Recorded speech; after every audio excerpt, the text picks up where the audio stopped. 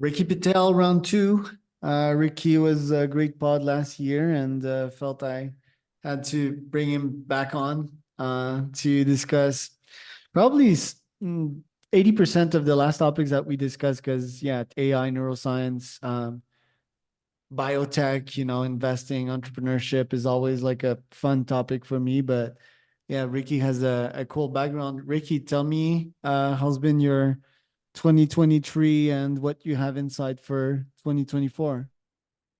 Thanks for having me, mate. So 2023 was filled with a lot of trying, a lot of persistency and increasing confidence, I think is the best way of articulating it. Build something valuable and niche is what I had in mind. And I certainly realized by the end of 2023, I was building something extremely valuable and extremely niche, being a PhD neuroscientist, understanding the startup landscape, the investment landscape, the family office and ultra high net worth space of how they like to invest and build relationships and the business side of things all in one person. Very rare is what I came to realize. And so now it's all about acceleration, mate. This is what 2024's motto is about. And how did you realize that you had the product market fit? Is it the money in the bank? Was it people telling you that it's very unique and that they're happy what you offer? How did you get that?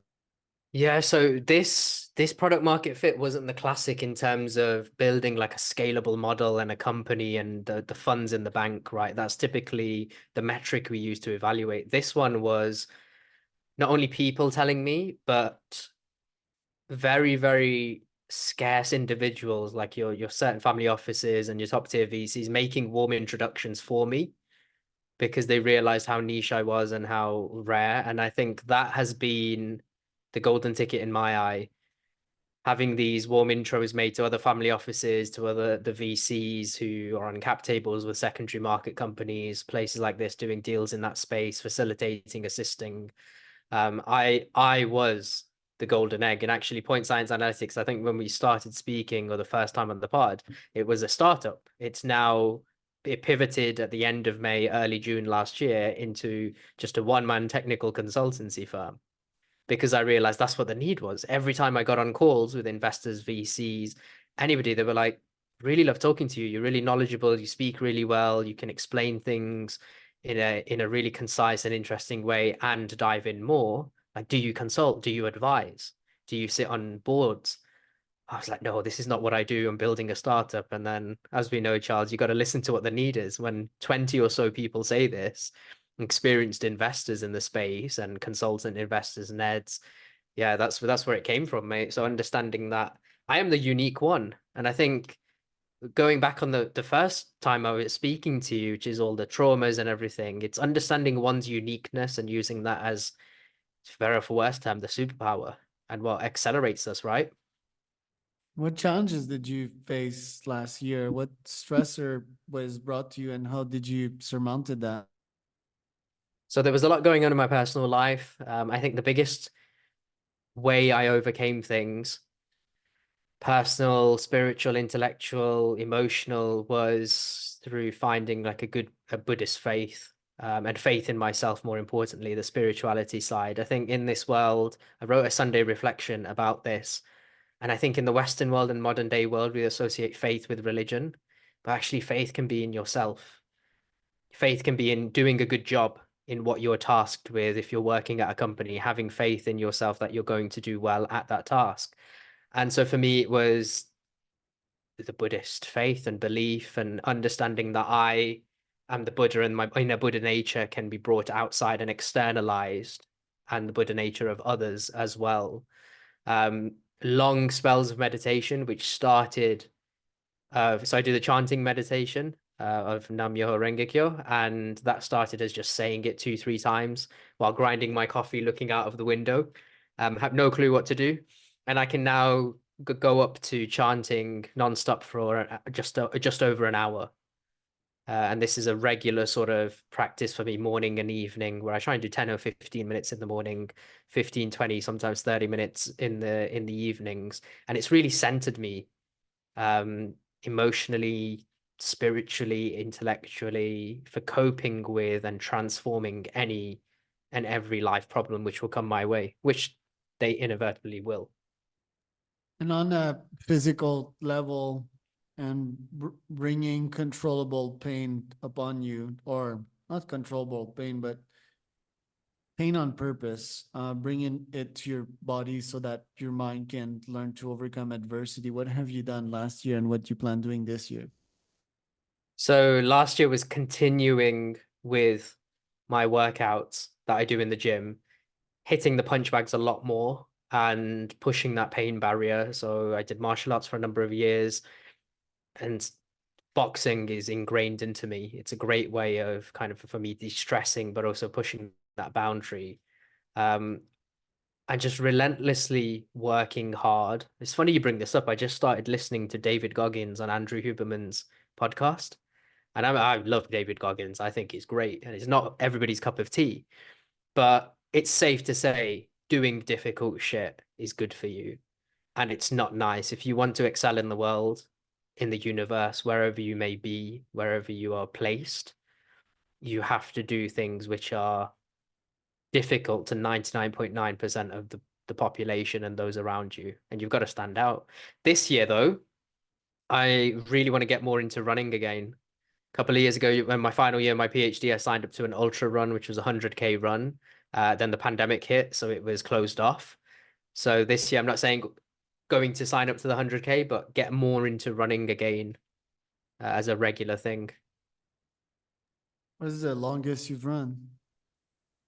Longest I ran was non-stop 16 miles.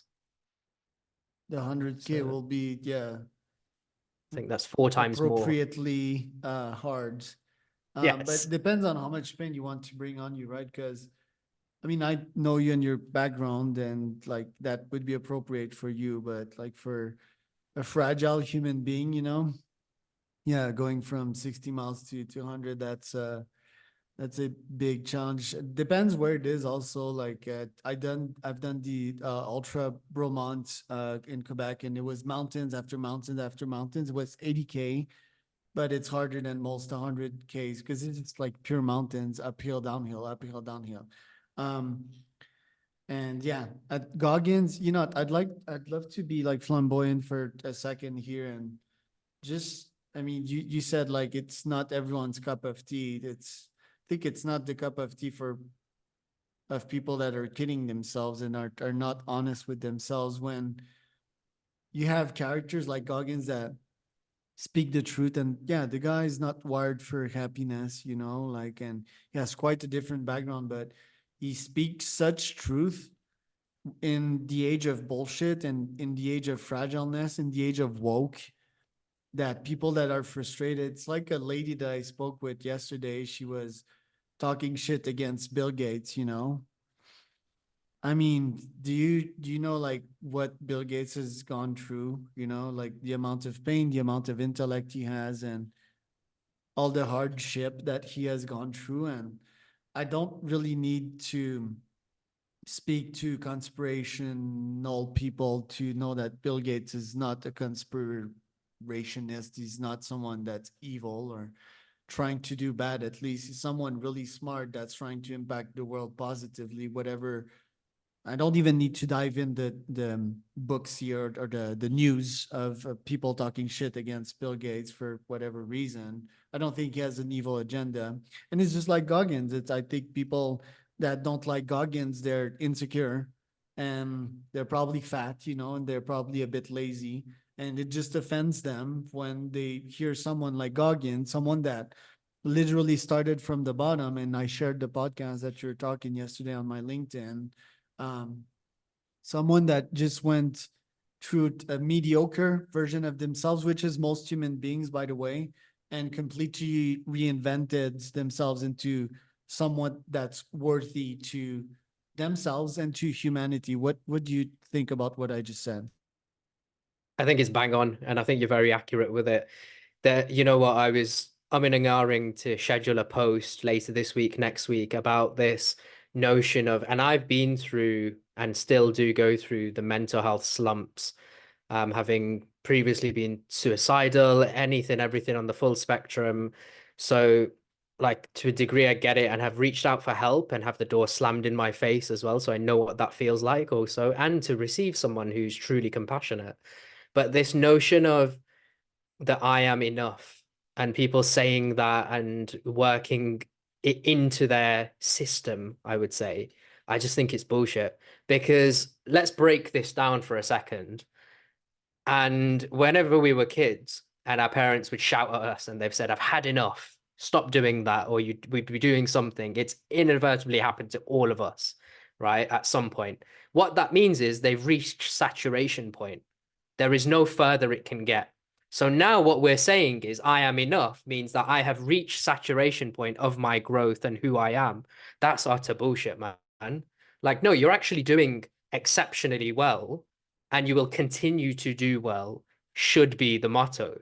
The I am enough mindset, which the individuals that embrace that, I know why they're embracing it, because what they mean is I am going to do better, but actually they're hitting themselves on a glass ceiling and thinking they can see further, but actually they're limiting themselves because of those words coming out of their mouth. So now when somebody like David Goggins, who's been through a shit show, and he's one example of many, many individuals who have, when he articulates what he did and the mindset he has and why he goes running, how he stares at his trainers in the morning and he doesn't want to go 20, 30, 40 minutes for a time, and then he runs for 20 minutes at a time, he's limping and he's in utter pain. Like, people just go, oh, yeah, well, he's just weird. He's different, because it's easy to do that. It's easy to go down that path.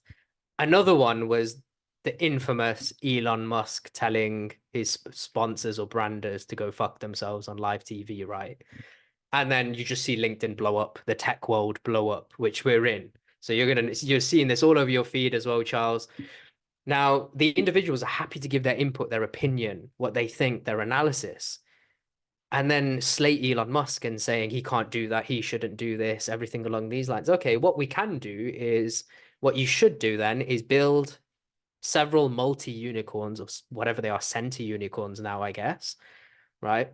Take his position on that stage and then not say that. That's one way of doing it. But nobody will do that because that comes with a lot of fucking hard work. And so we're living in this world where it's easy to give your opinion, whereas these days, advice, there's two things, opinion and advice. Typically, advice, there's a consequence that's attached to it because people usually pay for it, right? They pay for advice. So there's a transaction that occurs and there's some form of potential consequence. Whereas opinions, these days, everybody and anybody can give their opinion because it doesn't really affect them. So I'm not sure where to start here, but yesterday I was listening to Goggins saying, I'll send you the video. It's so good. I just love Goggins for so many reasons. I think he's a top 10 modern philosopher of our times without being like an intellectual. He has such wisdom in our times. But he was basically saying he had a knee surgery and there were all these people telling him like, I'm gonna get you, Goggins. And in the video he tells, you clearly don't know me, son. And Yeah. motherfucker, I've been at that for 30 years. You clearly don't know me, son. It was such savagery. It's just beautiful. And then I listened to a video made by Patrick Gavia. He's a UFC documentary guy in Montreal, my native Montreal, and made this documentary about Khabib, which is a legend. And then there was a Khabib fan looking at the camera and saying, "We will smash you." And you had the fake Khabib bird, and he was fat. So it just made me think, most people that's the best they can do. And we can have empathy for these folks, but like in reality, it's like, dude, no, just step up your game, close your mouth, and go take some action. With Elon, I think it's just the alphast of alpha move to have so much money to be able to stay true to your convictions and your values and tell people to fuck off. I would do the exact same, other than being a corporate person that sacrifices their value for money. But the reverse could also be said. I just think that Goggins and yeah, like people just commenting on that. I think people need to step their games up and actually, you know, take one step in front of the other and go run. And think we live such in an easy world, and the limitations things that you just mentioned, it's started from childhood, right? I'm not sure about you, but me, my parents, they give me more freedom than other kids, but still it's like, be careful, right? Nowadays, I'm buying a luxury car. They're like, oh, be careful, be careful. Always putting limits, you know? Why do we need limits if we're put in this savage world that is the economy, right? It's lion eats lions in this world. And we the last thing we need is to limit ourselves, and think that's pretty toxic. I think we and last but not least that I'll say on that, I mean, Goggins' philosophy, it's not for everyone, but as a man with testosterone in my veins, it's certainly for me. If you're a female and more the nurturing type, or if you've got estrogen in your veins, and if you want to nurture and be careful, that's fine. But me, you know, I'm a man's man and I have testosterone, and I just think woke people, they blur their picture, you know, they ignore the science, they ignored like what's in my veins right now, my biochemistry, and what creates my reality, right, and my psychology. And they just forego all of that, and all of a sudden it's let's be nice together. But what they don't realize is that they disguise that just as a crab in the bucket philosophy, just to keep everyone in the same bucket, you know. Oh, be careful. Oh, don't say that, you know, you can't say that. Who decided that I could not say that? Oh, follow the rules, you know.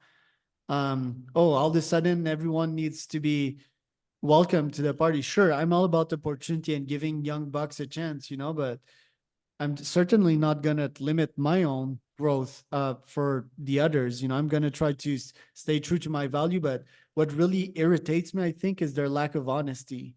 You know, and it's they just have an agenda, or they don't know that they have an agenda. They're not smart enough to know that they have an agenda, and they're led by their emotions. And I don't think that will lead to scale and in a world which everyone can be happy. So yeah, I blabbered on the woke agenda, but yeah, that's what do you think about that? You know what? From everything you've said, I think it's the case of people do not know what they do not know. But more to the point, what they are unwilling to understand, they will never know. So, regardless of like gender discrepancies, age, weight discrepancies, anything and everything that can come into it, any environmental factor, shall we just call it like that, right? If the individual has that mindset that they do not wish to grow, they will not. It's quite literally plain and simple. Somebody can say they're going for a run on the 1st of January, and then by the 20th of December, let's say, you can ask them how many runs did you go for? You said one per week. And they were like, oh, I went for three. Like, why? Oh, it started raining. Like, complacency kicks in. I think when complacency kicks in and you begin to rationalize why keeping the behavior the same is a good thing, that's when the growth is just, it's not even hampered, it's severed. It's completely severed. And it's now about understanding that without struggle, without some form of pressure, and at the same time, without some nurturing, supporting mechanisms as well, whether that be people, therapy, meditation, exercise, whatever it may be, whatever your protocol is, without those specific things in place, you're going to be limited. But I think the fundamental is, and Alex Hormozy said this so well on one of his like random reels that you see all over social media, which is people live the same 6 months of their lives for 40 years. And it's just so true because things are okay, aren't they, Charles? They're all right. Got a bit of money coming in, doing a bit here, working a bit, chilling out a bit, having a good time for a bit. Everything's a bit. But and then when it comes to the individuals excelling, you may not hear from someone for 2, 3 years. And then you found out they started a company or they moved country or they finished their law degree and or their master's in something or PhD or whatever it may be. it takes a certain amount of loneliness as well in order to achieve and grow. And with that loneliness, people with will naturally leave. You won't even hear from them. They'll just close the door. And other individuals will stay because they've always known who you are. And it just depends. Like, are you suffering enough to be burnt to the ground and rise again?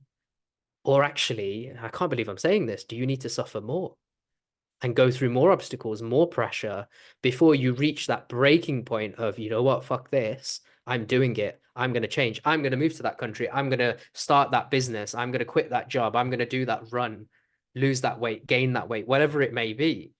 Like maybe you're just not at that threshold yet. Just sent you the Goggins video, and so through the Hormozy saying, I think, most people, they just don't think in first principles, like why not go out when it's raining? Oh, I'm gonna get sick. Why do I think that I'm gonna get sick?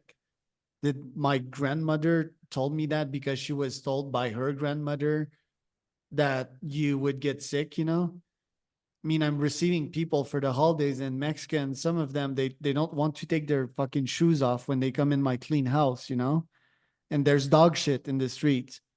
And then what if I do push-ups on the floor and I rub my face? I have shit in my face now. Um, so they're like, oh, it's that the cold floor will get me sick. What are you talking about?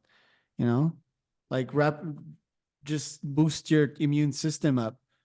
And I think it's a bunch of false premises that we've been taught, and we don't question ourselves enough. Is why is that scary? It's not really scary in reality, objectively. Just that we impose all of these fears on ourselves. I think just people need to think independently and think from themselves, and I think that's one of the greatest danger of our times. Is that people are not honest with themselves, or at least they don't take the time to think. People group think a lot. We've all been educated in the same mold, and we all think the same. And that's really dangerous. And a lot of time when I look at some posts on Twitter and LinkedIn, it's people that just group think or think with their emotions, think people should spend a bit more time by themselves and probably reading Wikipedia, probably not reading bullshit on Twitter and LinkedIn, but just reading Renan Benjamin Netanyahu. That's what I'm reading on my wiki to understand how the leader of Israel thinks and how he will react to Hamas.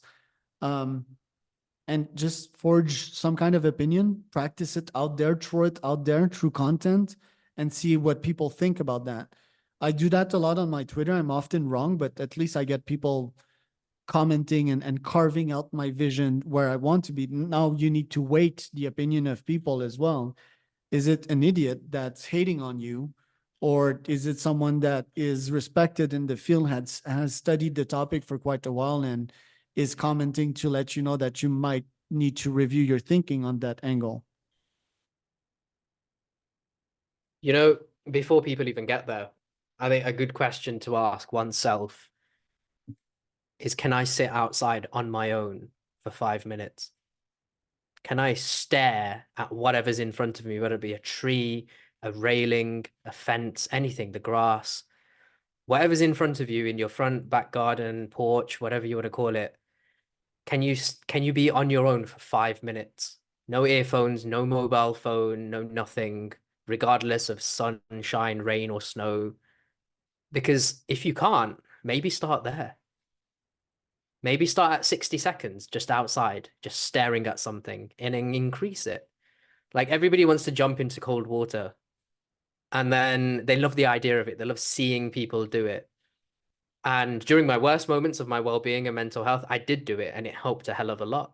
But I did it as a form of supplementation and my own treatment because I wasn't getting the help I needed and wanted. And so initially, it sounds like a cool thing to do because everybody's jumping in ice water or cold water. And then they put their feet in, and it's like, oh shit. Or they'll half dip in with their legs and they'll go, I can't do it. It's just like maybe go outside when it's cold in your t-shirt and shorts and walk around for a little bit, feel the cold on your feet, slowly layer it up rather than jumping in the deep end. It's like New Year's resolutions. Like, I don't want to be surrounded by the people that go on the 4th of January. Oh, so how's your resolution going? Broken it already?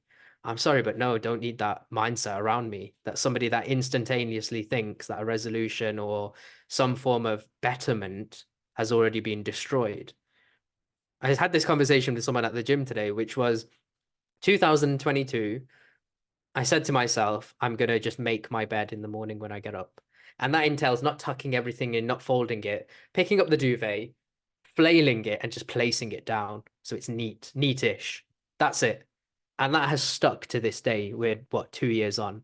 2023, I said to myself, January the 1st, every single morning, I'm going to have my morning coffee outside, rain, sun, snow, no matter what. There's been days I've sat there with an umbrella. There's been days my Americano has turned into a single espresso because of the rain is coming sideways. This year, it's now whenever my alarm goes off, I get up. That's it.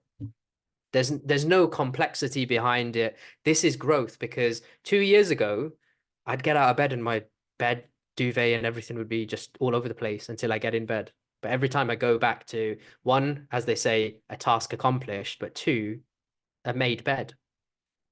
The next thing is it's ingrained into me to make my coffee and just go outside. No matter what the temperature is, that's my moment when I get sunlight in my eyes. Two, I get to be outside. I get to think and I'm on my own, whether it be 3 minutes because I've got up late for a call and I've urgently got a Zoom meeting, or it'll be 15 minutes. I can really take my time and think. And now it's a simple fact of the alarm goes off, just get up. There's no snooze. I've deleted 3 of my other alarms. There is only one alarm with a set time. When that alarm is on and it goes off, I get up. Love this, dude. Sometimes I overthink too much my planning. I think the planning is pretty much done on autopilot at this point because I've used that brain muscle for quite a while. I'm very good at planning and very good at executing, but sometimes you catch yourself, oh, this or that. And my rule is if you think more than like 2 seconds, then you just need to act, you stop the thinking and you just act. And one foot in front of the other. And like Goggins says, like sometimes I feel like shit. On my run. And as soon as I start my run here, it's uphill. And the other day I wasn't feeling good. So I was like, okay, I'm just going to open the door, let the dogs out and start walking. And I walked. And next thing I know, I ran. And next thing I know, I almost did a personal best of going up that hill. Really good rhythm. In ultra races, I call it cimatar in French, which means a little engine. It's like the little circle that my legs do, tick, tick, tick, tick, tick, tick, and the beat. And all I need to tell myself in the ultra when I'm walking and I'm like zombie-ish is like activate the little engine. And then I hear the sound, and next thing you know, I'm at the finish line. So very good lessons today, Ricky. Thank you for coming on. Where can people find out more about you? You can find me on LinkedIn, only social media I use and have, posting daily, a couple of times a week, bio deep tech insights and conversations I have with family offices, VCs, investors within the bio and deep tech space. So yeah, catch me on LinkedIn. Always happy to connect with people and have a conversation and see where things go.